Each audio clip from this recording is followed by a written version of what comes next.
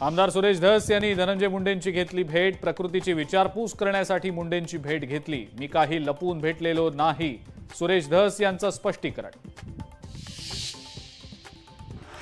मी धनंजय मुंडे आणि सुरेश धस यांची भेट घडवून आणली। दोघे भावनिक आहेत। काही काळानं दोघांमधले मतभेद दूर होतील। मुंडे धस भेटीवर चंद्रशेखर बावनकुळेंचं वक्तव्य। उपमुख्यमंत्री एकनाथ शिंदेंच्या सुरक्षेचा प्रश्न ऐरणीवर। शिंदेंच्या आगमनाच्या वेळेला अनधिकृतपणे ड्रोन उडवणारी व्यक्ती पोलिसांच्या ताब्यात। न्यू इंडिया कोऑपरेटिव्ह बँकेवर आरबीआय कडून निर्बंध।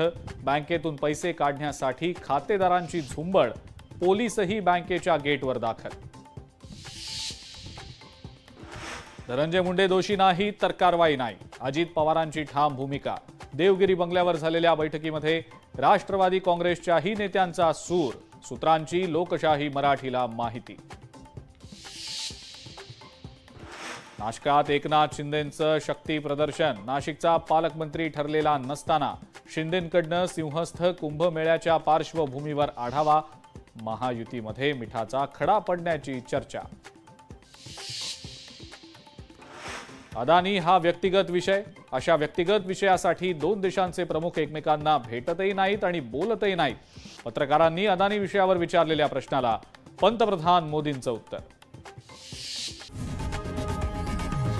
लोकशाही मराठी ऐका, पहा, जागरूक रहा।